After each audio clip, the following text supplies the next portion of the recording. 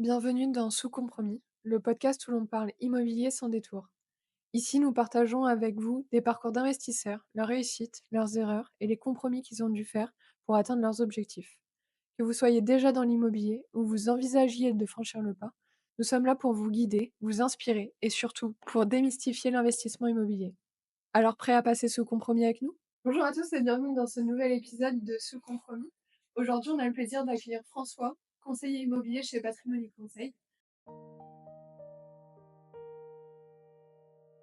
Merci François d'être venu. Bonjour Ségolène, bonjour Vincent, merci. Hello. Hello. Comment ça va? Eh ben, ça va très bien. Très bien, très bien. Dans ce contexte un peu particulier. Effectivement, il y a des choses à dire. Oui. Eh ben, je te propose qu'on commence déjà peut-être par ta première présentation, qui tu es, qu'est-ce que tu fais, pourquoi l'IMO. Alors, d'où je viens? Qu'est-ce que je fais? Donc pour retracer un peu mon parcours professionnel, mes premières études étaient à Lyon, où j'ai fait des études d'agent de joueur, pour m'occuper à la base des la carrière des joueurs de foot, professionnels. Donc j'ai vite déchanté quand j'ai vu ce milieu-là qui m'a pas trop plu OK. et j'ai eu l'occasion de devenir manager, d'un magasin qui s'appelle La Vie Claire, pour ceux qui connaissent, magasin, Bio. bio exactement. Donc voilà, où je suis resté, quelques années là-bas. Ensuite, j'ai eu l'opportunité de partir aux États-Unis, où j'ai passé un diplôme de technicien moto qui n'a rien à voir. Et Covid oblige, retour sur le territoire français. Et je suis venu à Dijon pour plusieurs raisons, car déjà, je suis retourné en ville pour l'opportunité de travail et pour les amis, pour la famille. Et j'ai eu l'occasion de commencer l'immobilier avec des contacts que j'avais. J'ai toujours eu l'envie d'entreprendre. Et j'ai eu l'occasion de rentrer dans l'immobilier via un contact et je me suis lancé. Voilà, pour ceux qui connaissent, j'étais chez Keller Williams, qui m'ont très bien formé. C'est très connu pour leur formation. Donc j'ai fait 2 ans, quasiment 2 ans de route là-bas et après je vous ai rejoint. Voilà, qui, sont vraiment opposés en termes, de point de vue. On est une toute petite agence familiale qui travaille vraiment très bien, et c'est très carré. Et Taylor Williams représente plus le mastodonte américain avec énormément d'agents, beaucoup de volume et voilà. Donc du coup, quand tu es revenu en France, tu es arrivé tout de suite à Dijon? Ou en tout cas en Bourgogne, enfin Non, je suis revenu du côté de chez mes parents, là où j'ai grandi. ouais. Et vu qu'il y avait très peu de boulot, Covid oblige, j'ai eu l'occasion de travailler en maçonnerie, en charpente. Un ami qui avait, son entreprise, j'avais pas aucune notion, il a bien voulu me prendre et me former. Heu, voilà, j'ai fait ça pendant plus d'un an et du coup, ça m'a permis aussi d'avoir, des certains points de vue pour l'immobilier derrière. Donc c'est ça qui a fait le lien. Du coup, tu es un peu touche à tout finalement. Oui, je m'adapte. En fait, c'est que je m'adapte très vite dans un domaine et j'apprends plutôt vite, quand je change de secteur. Et est-ce que du coup l'IMO ça te plaît? Enfin, qu'est-ce que tu penses du coup du métier d'agent immobilier, de conseiller immobilier, en Alors, général? mon point de vue a changé, vis-à-vis d'un agent immobilier, si tu m'aurais demandé avant de commencer et maintenant, j'aurais pas du tout eu le même discours. Hem, En fait, la partie, je trouve, immobilier, visite et cetera, qu'on peut voir à la télé très clairement, ne représente que, allez, 15-20, maximum 25. Alors que derrière et là où ce que j'apprécie, c'est qu'il y a un vrai travail pédagogique avec les gens, un vrai travail humain quand on veut en mettre, bien évidemment. On peut très bien faire le robot et pas mettre de sentiments, mais ce côté que j'apprécie de l'immobilier, c'est que c'est créer des relations avec des clients. Certains sont devenus amis, d'ailleurs, et vraiment d'être pédagogique parce que c'est un métier où il y a énormément de choses à savoir en termes juridiques. mais en termes aussi de travaux, donc ce qui m'a forcé, pardon, à avoir des premières connaissances là-dessus. Après, chacun fait son métier, donc on redirige. Juridique, travaux, heu, sur, les PLU, les choses comme ça, sur les lois à savoir, sur, le contexte, sur l'architecture des bâtiments, sur, plein de choses et oui, on en apprend énormément dans l'immobilier vis-à-vis des relations et vis-à-vis de tout le contexte qu'il y a autour de l'immobilier. C'est sans fin, en vrai, Mmh. c'est sans fin. C'est clair. Et si tu devais un peu décrire ta journée type, genre, qu'est-ce que tu peux faire, dans une journée? Puisque forcément tu l'as dit, l'agent immobilier ou conseiller immobilier a plusieurs casquettes finalement, Oui. tout au long de sa journée. Du coup, je mêle le perso et le pro parce qu'on a l'opportunité d'être auto-entrepreneur. Ouais. Donc je mêle mon perso et mon pro. Ça me permet aussi de m'adapter par rapport aux clients, parce qu'ils travaillent. Souvent, quand je suis motivé, je vais au sport, la matinée. Heu, c'est pas très original, hein, c'est vraiment atypique, c'est le matin, c'est mail, Ouais. parce que faut pas me voir le matin, clairement. Je préfère être derrière l'ordi en train de me réveiller avec un café. Heu, le matin, ça peut être de la recherche aussi. Après les mails, ça va être de la recherche, pour les acquéreurs. Le midi, ça va être, des visites. Il y a pas de journée vraiment type, hein, mais sinon ça va être les visites vont être plus sur le midi. Début d'après-midi, ça va être des rendez-vous. Ça va être, peut-être plus des rendez-vous d'estimation, parce que les gens sont en train de vendre, donc ils sont plus disponibles, donc ça va être ce genre de choses et l'après-midi, ça va être de la rédaction de mandats ou de compromis ou des appels avec les courtiers, des choses comme ça et en fin de journée, ça va être rebelote, ça va être, visite ou prise de rendez-vous pour signature de mandat ou estimation. Mais il y a les journées types changent, hein, clairement.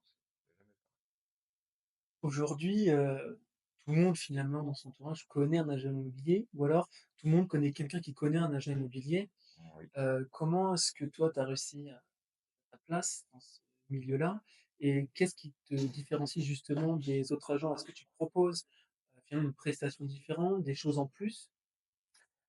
Tout d'abord, je pense que vis-à-vis de la famille et des amis, moi, ça a pris, 2 ans avant que, l'image de mon métier me colle à la peau. Pendant 2 ans, je prends l'exemple type de mes parents, ça a mis 2 ans à ce qu'ils me disent, «Bah, tu es un agent».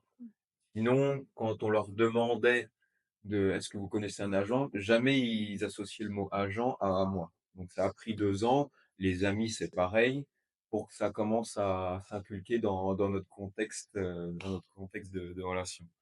Quelle était ton autre question, Vincent? C'était Du coup, vu que tout le monde connaît plus ou moins des agents ouais. immobiliers, qu'est-ce que tu proposes comme service, supplémentaire ou quelle est ta façon de voir les choses pour te différencier justement de la concurrence, qui peut être rude, maintenant? Et ben, ce que je fais et ce que j'aime bien faire, encore une fois, c'est, pédagogique. C'est-à-dire que déjà, j'explique mon métier, pour, casser un peu le cliché de ce que les gens voient à la télé. Pour les informer. En fait, c'est comme si que je m'expliquais mon métier à moi il y a 3 ans avant.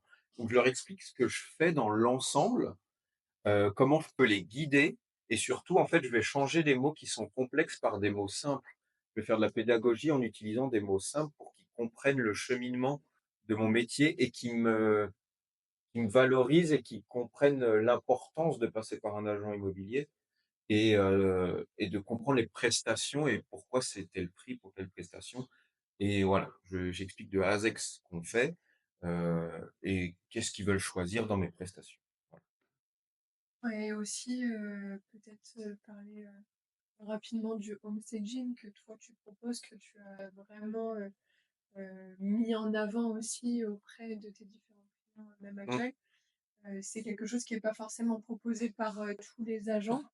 C'est quelque chose que toi tu as voulu, proposer en plus. Est-ce que tu peux, nous parler rapidement de ce que ça engendre, ce que c'est déjà? Et puis, la plus-value apportée, pour tes dossiers? Tout à fait. Ben, quand j'ai changé, de compagnie avec laquelle je travaillais, c'était par, souci de professionnalisme. Bah, souci, c'est pas un souci, mais d'augmenter, son standing et on était d'accord que quand on a signé ensemble, je voulais upgrader, d'augmenter un petit peu mes standards, et du coup, on s'est mis d'accord pour qu'on fasse du home staging. Donc le home staging, c'est quoi? C'est juste de l'ameublement et quand, quelque chose que j'ai remarqué, au début de mon métier, c'est quand on visite une maison ou un appart, c'est que le visuel a énormément d'importance et le ressenti a énormément d'importance. Le home staging, ça va être le fait un bien vide, de le mettre, avec des meubles tout simplement, pour qu'on ait une projection, de se voir vivre dedans. Donc déjà pour les vendeurs, ça donne un gage de comment dire? De qualité, de pouvoir vendre au prix de l'estimation que j'aurais donné, parce que de vendre un appartement vide, c'est plus dur que de vendre un appartement meublé, parce que tout de suite c'est plus froid, donc apporter un peu de chaleur au bien. Et pour les acquéreurs, ça leur permet de se projeter un peu, se projeter, pardon, un peu plus, dans l'appartement. Donc tout ça, ça augmente les standards des prestations qu'on vend. Voilà, tout ça. Du coup, pour rebondir sur ce que tu as dit, vu qu'on a parlé quand même un peu Mmh. du marché immobilier, notamment dijonnais, est-ce que tu peux un peu nous raconter ou nous expliquer rapidement comment toi tu as vécu l'évolution de ce marché, même au niveau des prix, du nombre de transactions, etc., sur les différentes années où toi tu as pu bosser? Mmh, mmh, mmh. Et ben, en toute transparence, j'ai commencé l'immobilier au mauvais moment. Bah, c'est vrai, c'est tout à fait vrai. Je suis arrivé fin covid, donc pendant la période covid, pour ceux qui sont totalement novices de l'immobilier, on a dépassé le million de transactions en France, donc ce qui n'était jamais arrivé. Donc moi, je suis arrivé cette année-là. Donc j'ai vite été mis dans le bain de par la formation et de par, l'entourage que j'avais. Donc ce qui m'a permis facilement de faire, mes premières ventes et petit à petit, le pouvoir d'achat, comme on le connaît, et le secteur de l'immobilier ont flanché. En même temps que moi, j'augmentais mes standards et que je devenais de plus en plus, je prenais de plus en plus d'expérience. Donc au final, ça s'est un petit peu lissé. Heu, Ce que j'ai remarqué, c'est que, ben, comme tout le monde, je pense que ça s'est ralenti, qu'il y avait de plus en plus d'attentes entre les vendeurs et les acquéreurs. Les vendeurs voulaient vendre toujours aussi cher, mais le pouvoir d'achat baissait de l'autre côté. Donc forcément, nous, j'ai l'image du Spider-Man devant le train qui est en train de tirer les 2, où, bah, on tend des 2 côtés entre le vendeur, et les acquéreurs et forcément, les attentes sont de plus en plus difficiles et on a du mal à matcher des fois entre les vendeurs et les acquéreurs. Ben, c'est surtout que je pense que les vendeurs ont eu du mal aussi peut-être à accepter ces changements un peu brutaux, notamment au niveau des prix. Parce Mmh. qu'on Mmh avait quand mh. même connu un peu avant le Covid et même pendant le Covid et un petit peu après, une hausse des prix de l'immobilier qui était quand même assez exceptionnelle. Tout à fait. Et je pense que ceux qui ont mis en vente leurs biens après ont eu du mal à accepter que bah, cette hausse était passée et que là, on était plutôt à la tendance de la baisse, quoi. Et ben, pour prendre l'exemple, mes dossiers, que j'ai récupérés après covid, on va dire que j'ai mis 1 an à faire comprendre à mes vendeurs que, ils ont essayé. Ils se sont dit: «Non, mais moi je vais passer à travers», mais non, c'est non. Donc ils ont mis 1 an à gober la pilule, on va dire, d'accepter que, ben, non, il y a un réel ralentissement et que c'était vrai et qu'ils n'y pouvaient pas y échapper. Aujourd'hui, qu'est-ce que tu préfères? C'est plutôt accompagner tes clients vendeurs ou alors accompagner les acquéreurs lorsque tu les reçois? Je vais plutôt alors, j'ai le droit de prendre 20 minutes? Non, je pourrais partir sur le fait de dire ça dépend, de la personnalité des gens. Des gens, moi qui me sont très familiers, des amis ou de la famille, je vais peut-être plus les accompagner sur leur recherche. Parce que je trouve que c'est plus dur de les closer sur, de la recherche et qu'ils me fassent confiance et qu'ils aillent pas chercher de leur côté tout seuls et que je perde mon temps. que des personnes qui me ne sont non familiers, des clients purs et durs. Je préfère les accompagner sur de la vente parce qu'il y a un réel engagement avec un mandat de vente, où j'ai pu expliquer, vraiment des prestations, de vente, et qui sont plus faciles à mettre en avant que de la recherche. Donc voilà, on va dire que je préfère accompagner la vente, de manière générale. Et est-ce que, aujourd'hui, hem, on a autant, d'appartements, que de maisons avec ce secteur, qui nous est offert, mais est-ce que tu as une plus grande facilité aujourd'hui à peut-être commercialiser des appartements que des maisons, qui peuvent être peut-être même plus éloignées, que Dijon? Hem, En fait, tout se balance parce que forcément on a pour mon cas personnel, j'ai quelques maisons d'exception à vendre, donc forcément qui sont plus dures à vendre. Donc oui, il y a un plus gros cachet à la fin, on va pas se mentir, mais elles sont plus dures à vendre. Donc alors on prend et je pense pas que ça fait que, exceptionnel à enfin que c'est pas unique à Dijon, mais que dans toutes les villes de France, un T2, un T3 qui est au bon prix, en moins de 3 mois, il est vendu. Normalement, je pense que même en un mois, c'est vendu, sous compromis. Aujourd'hui, ça peut mettre un peu plus de temps, mais voilà. Sur des caractéristiques qui sont beaucoup plus volumineuses comme les T2, les T3, on va mettre plus facilement de ça va être plus facile de les vendre que sur des maisons atypiques, forcément et plus chères, on va mettre plus de temps. Je pense que Oui, parce que c'est une balance. effectivement, comme tu aimes bien l'illustrer, l'effet d'entonnoir et du coup la cible Mmh, qu'on touche est forcément, moindre.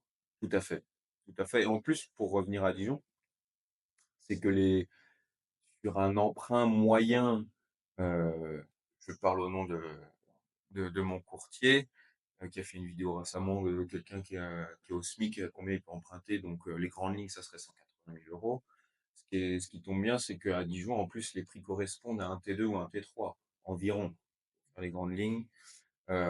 Donc ce qui colle là, c'est pas le cas à Paris ou à Lyon, par exemple. On est beaucoup plus cher au mètre carré. Donc voilà. Et est-ce que, du coup, pour rebondir sur notamment les crédits, là on a, en tout cas on entend parler d'une baisse des taux, de crédit. Est-ce que toi tu l'as remarqué aussi, vu que tu travailles aussi, en relation avec des courtiers? Oui. Est-ce que c'est quelque chose qui là s'est vraiment actionné cette baisse? Est-ce que toi tu l'as constaté aussi? Et est-ce qu'on a un accès plus simple au crédit aujourd'hui? De ce que moi j'ai vu et de ce que j'entends, oui, ça débloque certains dossiers. Je crois qu'on tourne autour des 3,80 environ, selon les années, selon les âges et les dossiers. On est sur 3,80, je crois qu'on était, je sais plus, à 4,5, Ouais. le max on était. Donc oui, sur certains dossiers, ça a débloqué. Je sais que sur certains acquéreurs, j'avais des attentes d'avoir, un 2 chambres au lieu d'une chambre et ben, du coup, ils ont été patients et du coup, du fait du baisse du taux, bah, ils ont pu débloquer cette chambre supplémentaire et ça l'a fait. Donc ça a pas déverrouillé complètement le marché, mais ça a pu sauver quelques dossiers pour ceux qui ont été plus patients, Non, parce effectivement. qu'effectivement, on voit aussi que les prix on attendait une vraie baisse de l'immobilier et finalement, on n'a pas vu une vraie baisse. Alors Non. sur petite surface, ça se voit encore moins parce qu'il y a toujours eu une demande et ces gens qui ne pouvaient pas acheter, initialement, de plus grandes surfaces, ils ont toujours pu acheter des petites surfaces. Mmh, mmh, mmh, mmh. Donc finalement, on n'a pas vu de baisse des prix du marché sur les petites Non, surfaces ouais. et sur les grandes, j'ai l'impression, enfin, nous, de notre point de vue, qu'on n'a pas vu de baisse significative non plus, quoi. Non, j'ai pas l'impression. Après, ça sera DVF, des choses comme ça et les Mmh. qui nous le dira, hein, c'est les chiffres vont pas mentir, mais j'ai hâte de voir là d'ailleurs pour 2024 ce que ça va donner. Mais ouais, j'ai pas l'impression qu'il y ait une énorme baisse. Et on avait lu une info typiquement qui disait que, vu la hausse des taux qu'il y avait eu, le prix des biens immobiliers aurait dû chuter de entre 25 et 30 et Pour compenser? pour Ouais. compenser. C'est absolument pas ce qu'on a vu, hein, je sais même pas si on est à plus de 10. Mais les vendeurs voulaient pas se sacrifier, hein. Ah non. Non. Ah non, parce que la plupart, ils ont acheté il y a environ 7 ans. 7 ans, on était, dans les années où l'immobilier se portait bien, on avait des taux bas, donc ils ont acheté cher Mmh. et ils veulent pas revendre, moins cher. Mais pour prendre une autre métaphore où une voiture, tu perds, une voiture à 20 000 € ou tu perds 2 000 €, bon, ça fait mal, mais tu y vas parce que c'est une voiture. Mais là, une maison, tu vis dedans, c'est ton toit, bon, bah, je suis patient, quoi. Je veux dire, moins que tu sois pris à la gorge. Donc finalement, ceux qui Oui, vendaient, est-ce que c'était pas ceux, oui. qui n'avaient pas le choix de vendre? Et du coup, Exactement, voilà, des cas de divorce ou des choses comme ça et encore ça peut être repoussé, mais oui, pour ceux qui peut-être ont un métier, qui doivent, partir ailleurs, des choses comme ça, oui. Donc après peut-être que là-bas c'est chiant quand tu as acheté, tu es en couple, tu divorces et tu peux pas vendre ton bien. Faut vivre en colocation finalement, avec C'est la ça. oui, mais personne. on peut pas forcer l'autre à vendre. J'ai le cas où on peut pas forcer l'autre à vendre, du coup il y a dispute. Bah, disputez-vous. Moi, je vous ai donné les infos. Voilà, je sais que ça fait pas plaisir. C'est un peu le rôle que j'ai aussi, c'est de pas mettre d'émotion Mmh. et si tu mets de l'émotion, c'est terminé. Mmh. Ouais. Donc, je vous donne les infos. Je suis désolé, vous allez vous disputer, mais il faut à un moment, faut se disputer mais oui. Et est-ce que tu as vu l'impact des réglementations du DPE, sur, les prix, sur, le délai pour vendre, parce que ça a fait quand même du bruit autour de ces nouvelles réglementations. Nous, on l'a vu, plutôt côté investisseur et côté acquéreur, mais toi, du coup, qui a la vision, des vendeurs, est-ce que tu as vu un réel impact de ce changement sur tes ventes? Pareil, j'ai plein de choses à dire sur le DPE parce que, encore une fois, comme j'ai dit tout à l'heure, je suis, pédagogique avec ça. Parce que quand on arrive dans un domaine qu'on connaît pas, moi par exemple, j'aurais été novice de l'immobilier, je me serais renseigné sur un diagnostic. C'est quoi un diagnostic? OK, d'accord, électricité, oh les lettres, OK, faut faire gaffe aux lettres. Oh les lettres, faut regarder les Ah lettres. ça va, hein? Surtout qu'il y a des couleurs. Bah, Quand vous comme on tapez Ah était sur ouais, il y a les des couleurs, couleurs, oh, ouah, c'est rouge, c'est rouge. Donc, puis quand on était à l'école, on avait des lettres aussi, oui, hein, c'est quand ça. on était, Et mais rouge, c'est ça. c'est pas ton maternelle. Et du coup, rouge, c'est pas bon, tu vois? C'est pas bon. Et du coup, encore une fois, et j'aime bien du coup, faut être pédagogique avec le client. Je prends l'exemple de ma maison à Malin, où c'est une maison, qui a énormément de charme avec des murs en pierre apparentes, mais faut savoir que les lettres derrière les lettres, c'est un calcul, pour savoir si, le bien est énergivore ou pas. Et l'algorithme, est fait en sorte qu'il corresponde aux valeurs actuelles vis-à-vis qu'on veut des biens qui ne soient pas énergivores en termes d'énergie. Donc, ce qui fait que moi, ma maison à Malin en pierre, c'est mort! C'est ça ne et du coup, je leur explique, je suis quand même en D, mais Ce qui est et très bien. ce qui est plutôt bien. Mais quand tu regardes la maison avec des murs de 60, tu te dis enfin bref, tout ça pour dire que faut être très pédagogique là-dessus, et que faut regarder surtout derrière. Ce que j'ai tendance à dire à mes clients, c'est: «Regardez la facture d'énergie à la fin de l'année sur l'année». Ça vous donne un visu, sur ce que vous allez consommer. La lettre, c'est juste un indicateur, mais c'est à prendre avec des pincettes. Autre chose sur laquelle tu me demandais comment c'est vu, Ouais. bah, d'un côté, il faut être pédagogique pour un client qui achète une résidence principale et de l'autre côté, pour un investisseur, je pense qu'il est content que ça soit en F ou en G. Plus c'est bas, plus il est content vis-à-vis aussi des aides que tu peux avoir. Je ne les connais pas par cœur, mais justement pour remonter cette lettre, donc plus c'est bas, mieux c'est pour lui. Donc les investisseurs étaient plutôt «contents» entre guillemets parce qu'ils savaient qu'ils pouvaient jouer la négo là-dessus Ah, alors c'est sûr, que à fond. qu'un investisseur Mmh. entre nous, il s'en fout un petit peu, je pense, entre guillemets. Bah, il a quand même une contrainte avec, le fait que s'il est pas bon, il peut pas louer ou en tout cas, Effectivement, il va avoir des problèmes de loyer. Donc, il y a quand même un impact aussi sur les investisseurs. Mais oui, ça ouvre un axe de négociation, qui est quand même assez énorme et on comprend par contre les vendeurs qui derrière, c'est la double peine. Déjà, ils apprennent que leur bien énergétiquement, c'est mauvais et en plus qu'ils vont avoir une sacrée négo, mmh, par mmh, mmh. des acquéreurs après donc Si je peux me permettre de choisir un très bon diagnostiqueur, parce que ouais. Mmh. diagnostiqueur, c'est un travail, qui est assez accessible, on va pas se mentir, comme moi le métier que je fais. Donc et dans chaque métier, il y a des bons travailleurs, des mauvais travailleurs, un garagiste, un agent, donc surtout choisissez un bon diagnostiqueur si vous devez faire vos diagnostics. Ouais, nous, on l'a vu, hein. Typiquement, c'était un client qui était passé par nous, il a acheté un T2, le diagnostic donnait un DPE-E. Objectif, nous, forcément, c'est au moins de remonter en DPE-D Mmh. et en analysant le DPE, en fait, les combles qu'il y avait au-dessus de l'appartement où il était n'avaient pas été pris en compte. parce que le diagnostiqueur n'est pas monté, n'a pas regardé Typique. et quand on a fait repasser un diagnostiqueur après les travaux et ben, en fait, il s'est aperçu que finalement, les combles étaient isolés et juste en rajoutant cette donnée-là dans leur logiciel, derrière, on passait en DPED. Donc on peut effectivement limiter les travaux aussi, quand on a un bon, diagnostiqueur. J'ai exactement le même cas pour, SUDET, au-dessus du Palais des Sports. Conclusion, si votre diagnostiqueur, ne regarde pas vos combles, faites attention. Ouais, c'est clair. Mais ils sont Et pas tous consensueux. Après, c'est pareil dans chaque métier, hein. Exactement, non mais ouais. et du coup, pour rebondir sur la négociation, est-ce que tu sens qu'en ce moment, il y a une plus grande marge de manœuvre sur la négo? Est-ce que, les acquéreurs, vont, d'autant plus négocier en ce moment, par rapport, peut-être, au début où tu as commencé, on était en début de changement de marché? À l'heure actuelle, c'est là où mes compétences rentrent en jeu, où j tout se joue sur l'estimation et surtout d'apporter les arguments et les infos qui vont derrière. Donc,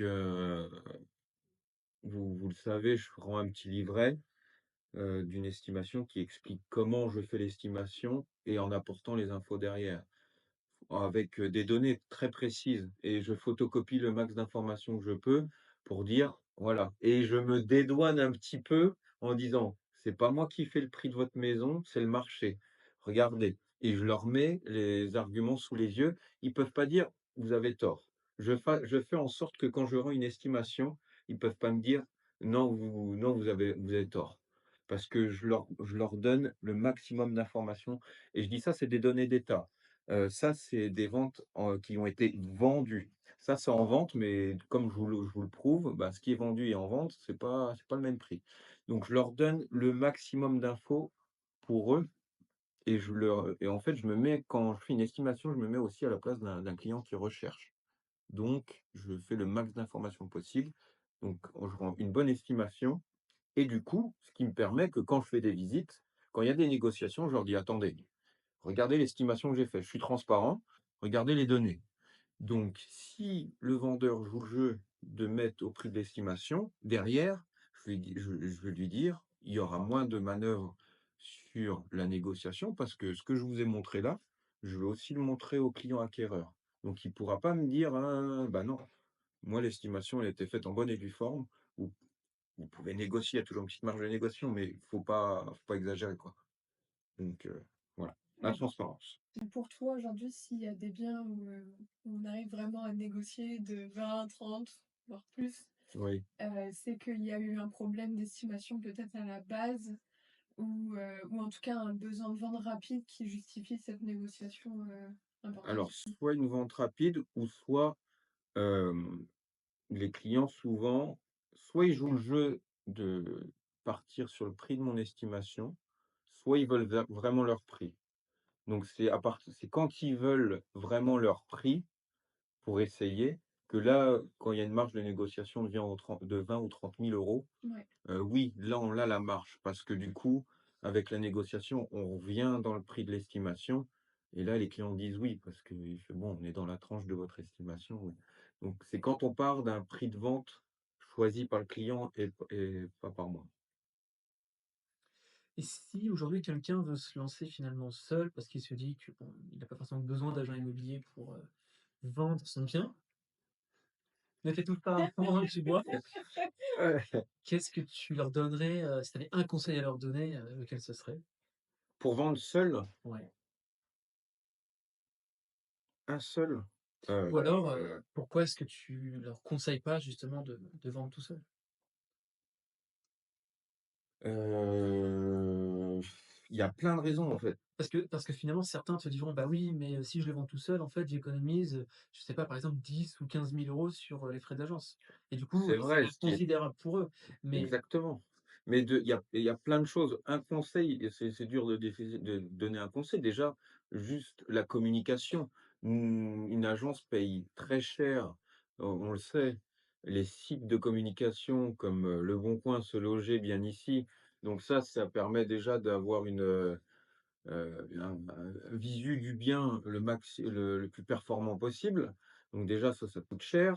Derrière, il y a, une estimation qui a été faite, comme je viens de le dire, où il y aura moins de marge de manœuvre parce que moi, je l'aurais étudié, le prix de vente et elle est justifiée.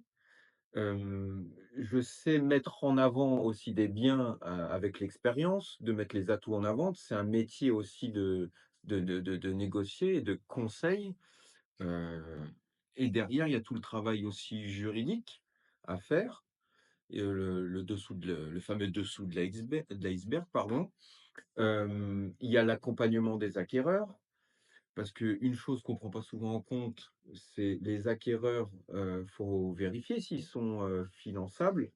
J'ai déjà eu le cas, malheureusement, où on me fait une offre, on signe un compromis et les clients acquéreurs ont 3 mois pour ceux qui ne le savent pas, avoir une offre d'achat. Pardon, une offre de prêt, pardon. Et ce qui est arrivé, c'est que des fois, bah, l'offre de prêt, elle tombe à l'eau parce qu'ils sont pas finançables. Donc on a bloqué la vente 3 mois. Alors que les clients, ça se trouve, vendeurs doivent absolument déménager.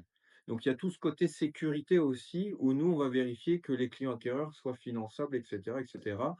On maintient la communication entre les vendeurs, le notaire, le courtier. Enfin, c'est un boulot de vendre une maison. C'est pas un t-shirt, quoi. Il y a plein de raisons.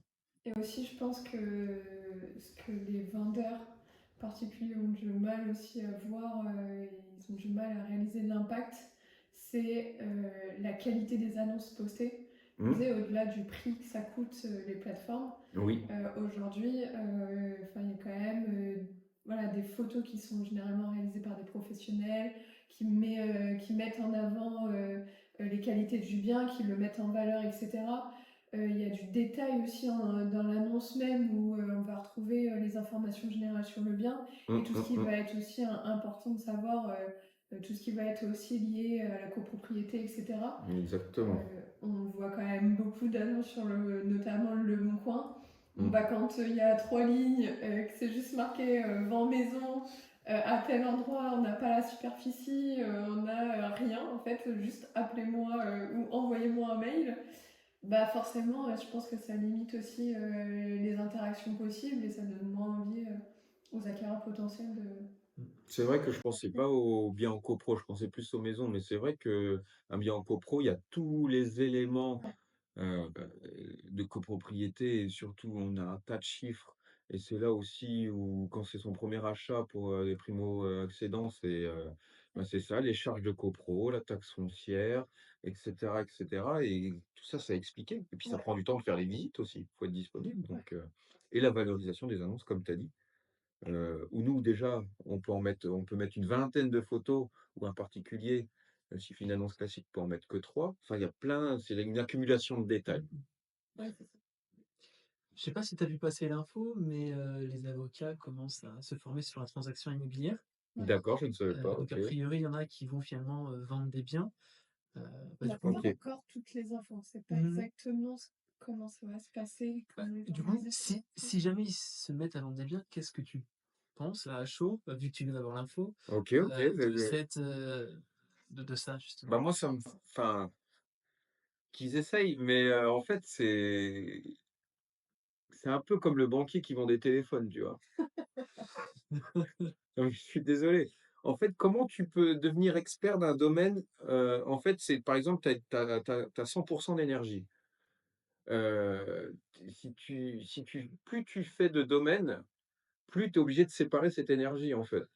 Et je pense que s'il y a c'est comme si tu allais au restaurant et qu'il fait kebab, tacos, mexicain, entrecôte, pizza.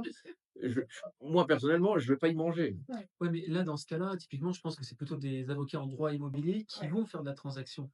Donc finalement, c'est un petit peu aussi dans leur champ de travail. D'accord, il y a certains liens, je suis d'accord, mais après c'est un autre métier quand même. Il faut aller sur le terrain, il y a les annonces à faire. Je suis d'accord que sur certains points, ils pourront, sur certains points, peut-être sur 10-15 qui sont liés, il y aura certains points, ils seront meilleurs. Juridiquement déjà. Juridiquement, c'est sûr, je veux pas dire que je vais être meilleur, c'est pas possible. Mm. Mais sur tout le reste, enfin et puis ça prend du temps. Ouais. Donc tu sépares ton énergie, donc forcément tu es obligé de faire 50-50 et non, je pense que chacun doit rester, dans son domaine. Est-ce que ce sera pas finalement comme les notaires, ils vont créer, des services spécialisés au sein de leur étude Ça, c'est possible. pour avoir, peut-être, 1 ou 2 personnes, au sein de leur cabinet qui vont, faire que de la Et transaction? du coup, finalement, l'image, de quelqu'un d'un client vendeur, c'est en fait l'avocat. On pense à un avocat, on pense forcément, tout ce qui est juridique, c'est quelqu'un de droit, c'est quelqu'un qui travaille bien, c'est quelqu'un qui est correct, qui est dans ses bottes. Donc finalement, est-ce que, heu Ouais, ouais, bah, si on veut, oui, on peut penser comme je ça, sais pas, mais non, mais quand la première image, quand tu penses à un avocat, généralement, pour la personne lambda, c'est ça. Donc mmh finalement, est-ce qu'elle va pas plus avoir confiance en cet avocat-là, plutôt qu'en un agent immobilier où ces dernières années, on entend des histoires et la réputation des agents immobiliers n'est, pas ah forcément, oui, ça par top. contre, je suis d'accord avec toi ou quelqu'un qui ne s'y connaît pas et qui va avoir, des stéréotypes, des clichés de Mmh. pensée, c'est sûr. Parce que, je crois qu'agent immobilier, c'est le top 5 des métiers les moins bien vus et ce qui peut être légitime avec, comme huissier de justice, par exemple.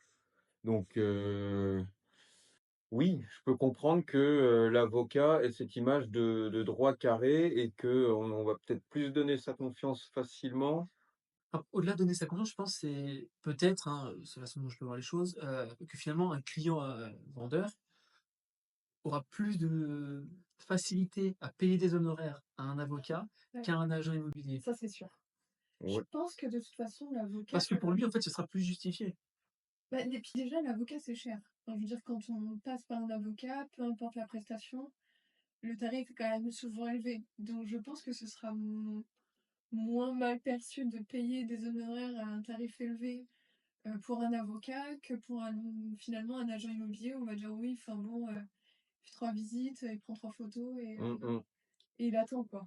C'est pour ça que lors du premier rendez-vous ou des premiers rendez-vous, bien expliquer le processus qu'on va instaurer Mmh.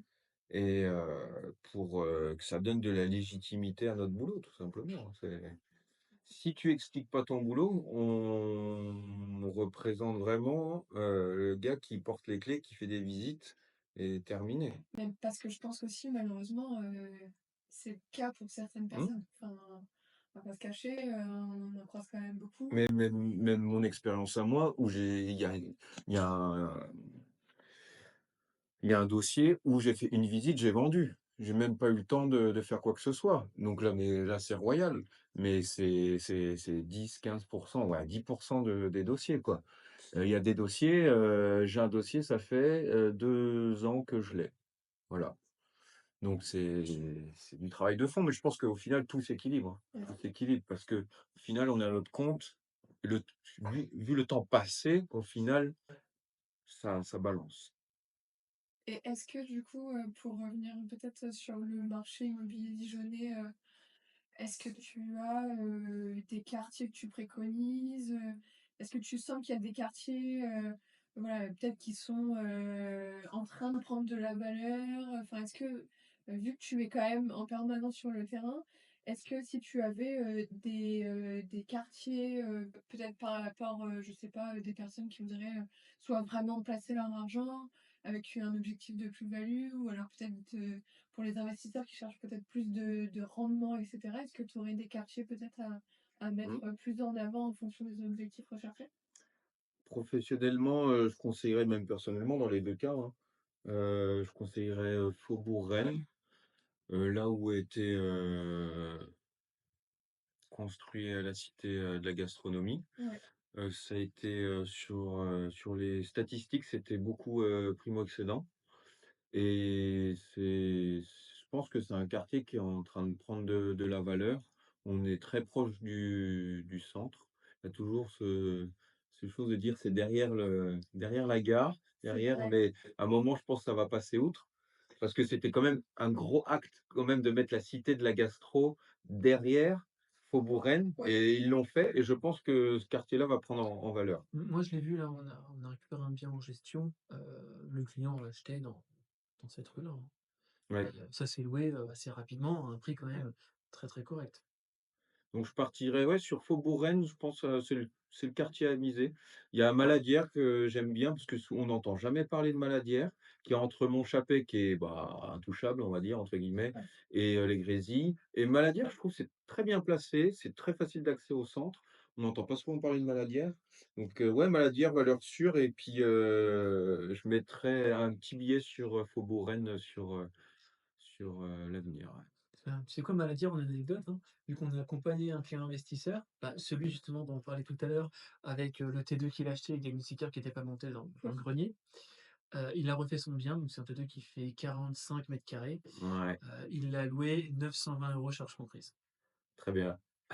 Bah, on lui passe le bonjour, là. Ouais, non, franchement, en effet, je pense que c'est des quartiers, qui sont ultra recherchés.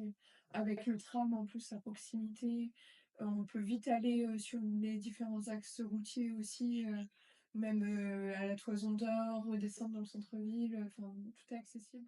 On a les facs, parce que c'est tout quand un cl souvent, moi, j'avais, à quelle heure j'avais des investisseurs qui m'appelaient, puis même encore aujourd'hui, Mmh. ou des parents qui m'appellent que je connais, du côté perso. Oui, j'aimerais bien acheter un appartement pour investir ou pour ma fille, direct, ils pensent aux facs. Et Ouais. c'est vrai que je trouve qu'il y a un peu moins d'opportunités aux facs qu'avant, quoi. Donc, C'est ouais. vrai, puis ça reste un quartier fac, hein. Et aussi, si on fait extra Dijon, je miserais sur, Périgny, les Dijon. Ah ouais? Parce qu'on a la future ligne, qui va se construire et si je dis pas de bêtises, qui va aller jusqu'à Périgny. De plus, on a, Le tram? oui, de plus, on a un centre commercial qui devrait se construire là-bas. Donc OK. peut-être pas en investissement, mais en résidence principale avec une hausse, du prix de l'immobilier. Je pense que le secteur de Périgny est à surveiller. OK, bah, OK. super. Ouais. Ouais, ça peut être toujours intéressant aussi, À vérifier pour, le tram, mais je crois bien qu'il va jusqu'à Périgny. En gros, toi, dans ce contexte un peu particulier, crash de l'immobilier, la crise de l'immobilier, on entend parler un peu de tout. Je pense qu'on peut toujours, avoir des belles opportunités, même dans ces périodes, particulières. Quelles sont, pour toi les meilleures opportunités, en tout cas, les avantages qu'on peut aller chercher, quand on va acheter, dans ce contexte? Ah, c'est de se faire accompagner. Mmh. C'est clairement, faut se faire accompagner par un pro si on est un investisseur, hein. C'est pas pour nous vendre, mais clairement, les opportunités aujourd'hui, elles partent vite parce qu'il y en a moins et du coup, elles sont dans un réseau duquel, nous, on fait partie. Donc les opportunités seront rares en ce moment, je pense que ça va revenir, c'est comme tout, mais là, les opportunités seront rares et pour pouvoir les saisir, je pense qu'il faut se faire accompagner par des professionnels. Heu, qui vont faire un bilan et cetera, qui mettront les chiffres sur la table. Parce que si on est un investisseur, un premier investisseur lambda et qu'on n'a aucun contact, pour moi, c'est compliqué. Est-ce que tu penses qu'aujourd'hui le marché, parce que, souvent on le voit, sur, différents blogs, dans les vidéos, les réels et cetera, il faut acheter en off market, sinon on fait pas une belle affaire. Est-ce que le off market, c'est quelque chose qui existe toujours? Est-ce que, c'est là vraiment où on va chercher les meilleures opportunités pour toi? Je pense que si on regarde les statistiques, peut-être, sûrement que oui. Mais si j'avais une seule chose à dire, c'est que, oubliez tout ça, vous prenez votre dossier sous les yeux, vous mettez des œillères, vous faites votre calcul. C'est comme moi les prix de vente. Genre, arrêtez de regarder le prix de vente. Juste, vous prenez votre dossier, vous étudiez le dossier, vous regardez son contexte, combien j'aurai de travaux, combien je peux louer, et cetera et derrière, vous proposez un prix. Voilà, terminé. Faut si tu prends trop de: j'ai entendu ça», non, il faut juste faire des calculs, bêtes et méchants, pour voir si ça colle. Si vraiment on est trop loin, bah, on fait pas d'offre, mais si on est prêt, écoutez, moi je suis prêt à mettre ce prix-là et puis voilà. Après, il faut avoir ce réflexe-là, bien entendu. C'est pour ça que je dis qu'il faut passer par des professionnels. Mmh. Et puis à attendre le bien unique qui va tomber en off market, on finit par rien faire. Ouais, c'est clair. Non et puis comme on le disait, alors c'est plus votre domaine que le mien, mais vis-à-vis de ce nom qu'on donne rentier, enfin, vous savez mieux que moi que pour être positif, comment enfin, c'est vous qui avez les termes, mais pour être en plus-value et avoir, Pour comment du comme cash flow, quoi. du cash flow, c'est compliqué. Enfin, c'est pas impossible, mais Ouais, bah, ça Ouais, il faut dépend se de battre, quoi. c'est ça, faut se battre, faut soit diviser, enfin voilà, faut apporter quelque chose de plus qu'effectivement, juste prendre un bien, le louer et puis terminer. Il faut apporter de la valeur, en fait, hein. mais déjà, juste avoir ce réflexe de vouloir investir, je pense que déjà c'est 80 du boulot, déjà. Mmh. Mmh. Je pense que 80 du boulot, c'est vraiment passer à l'action. Ouais, c'est clair. Oui, Parce que les tu en as beaucoup qui disent: on va investir» et puis en fait, ils investissent c'est jamais. pas le résultat le le mieux. Enfin moi, quand tu quand achètes, Voilà, c'est oui, lié, quoi. il y a le résultat derrière. Et est-ce que, allez, on va dire que tu as une boule de cristal. Ouais. Qu'est-ce qui va se passer, pour le marché immobilier, dans les prochains mois, années? Comment toi tu imagines un peu l'évolution de ce marché, La boule de cristal, c'est les États-Unis, parce que tout ce qui se passe aux États-Unis, c'est ce qui arrive. Ouais. Alors Non, il y a un bah, petit décalage, il y hein, a un beh, oui, il y a un 6 mois. décalage de 6 mois, 1 an et demi avec Jusqu'à Paris, puis oui, après jusqu'à oui, des chiffres voilà. d'un petit peu Ça plus. fait New York après, les États-Unis, Paris, Paris, Dijon. Ouais. Voilà, donc il y a 1 an et demi de non, mais je pense que on attend de voir ce que le gouvernement va mettre en place vis-à-vis des aides, qui mettent du WD-40 dans la machine, entre guillemets. Non, pour, savoir les aides qu'ils vont mettre en place pour relancer, la machine mais je pense que ça le temps qu'ils mettent, tout le système en place, le pouvoir d'achat qui est pas top, pour qu'il s'améliore et cetera, je pense que ça roulera bien d'ici, 6 mois à 1 an. Ouais, plus un peut-être même plus 1 an, quoi. Histoire qu'on trouve quelque chose de fluide. Et donc du coup, pas de crash, pas de Bah, pas qu'est-ce qu'on de entend par baisse, crash? Qu'est-ce que tu heu entends par crash? Tu vois, tu parles plutôt d'une baisse significative de l'immobilier ou ouais, enfin, on le voit quand même, il y a un baisse du nombre de transactions déjà, Les parce qu'on est prix. quand même passé de 1 100 Mmh. 000 à 800 000 là, cette Mmh. année. Donc voilà. Est-ce qu'il y aura une baisse encore plus prononcée du nombre de transactions? Ah, de transactions. Alors de transactions peut-être, mais pour moi les prix Ouais, vont par pas contre sur les baisser. prix, ouais, on est d'accord. Les prix vont pas baisser. Je Donc pense même pas. plutôt, repartir à la hausse si les acquéreurs, Bah, peut-être regagnent baisser, un peu mais en pouvoir d'achat. baisse ou si ça baisse peut-être de entre 1 et 5 ou stagner.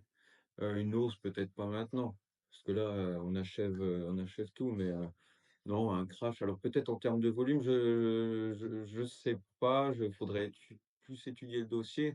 Un ralentissement des volumes, c'est sûr, mais les prix, je les vois pas baisser OK. ou Oui, 5 maximum.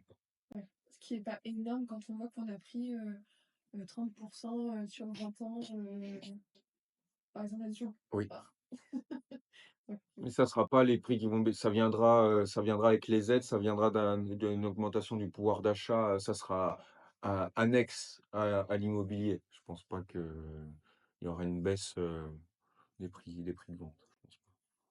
Bon, bah, on mise tout sur la baisse des taux alors. oui, après, je sais pas si tu as vu, mais on a une ministre du logement maintenant. Oh! Donc, Oh, j'ai pas eu l'info, faut que je j'ai regarde appris ça ça. ce matin, donc je sais pas trop, qui c'est, ce qu'elle va faire. Bah, à l'heure actuelle du podcast, justement, moi, c'est quelque chose que j'attends parce que, heu, je pense que les aides et les choses qui vont être mis en place auront un impact. Donc là, j'attends, impatiemment de savoir ce qui va être fait. Bah, de toute façon, on peut plus rester comme ça. Enfin, je veux dire, on Là, a on a un manque, déjà de logements, à la location. On a un nombre de transactions, qui baisse, il faut à un moment donné, pouvoir réguler, L'immobilier neuf, c'est catastrophique, hein. c'est ouais, mais catastrophique. ils vont relancer là, d'ici la fin d'année, Oui. un nouveau Pinel. Moi, je suis Mmh. pas si sûre. Vincent, Si. c'est vrai que je dis ça, mais en fait, moi, je pense que s'ils ont arrêté Pinel, c'est qu'il y avait un intérêt à laisser, cette partie-là, notamment tout ce qui est, neuf et dispositif, enfin pour les locataires, en difficulté, en tout cas à faible revenu et cetera, à, Action Logement et ses multiples filiales en France, qui, à la base, sont quand même, là pour ça. Donc on donnait l'opportunité à des particuliers de faire de la location pour pour des locataires à des revenus modérés, voire faibles, alors qu'on a quand même en France Action Logement, qui est en plus financé en partie par l'État et qui a ce rôle-là, en fait, normalement en France aussi. Tout à fait. On te laisse le mot de la fin. Bah, écoutez, ouais, je vais faire ma pub. Exactement. Non, merci de l'invitation, c'est cool, je referai ça avec grand plaisir. Pour nos auditeurs qui nous écoutent, si, vous êtes sur Dijon et pas sur Dijon, vous êtes, les bienvenus. Si vous avez besoin de conseils ou quoi que ce soit et cetera, pour que ce soit pour de l'investissement ou de la transaction, c'est avec grand plaisir qu'on répondra à vos questions. Et bah, on se donne rendez-vous à un autre épisode, hein, franchement, je suis Ouais, chaud. carrément. Ouais. Et ben, merci en tout cas Merci à vous. d'avoir répondu à toutes nos questions. Et puis, en tout cas, on espère que ça vous aura un petit peu aiguillé sur ce marché dijonnais et même au niveau national finalement, parce qu'on a eu un point de vue assez large sur le marché immobilier, la crise, etc. Et puis, bah, on se retrouve très vite dans un nouvel épisode de podcast, Ce Compromis.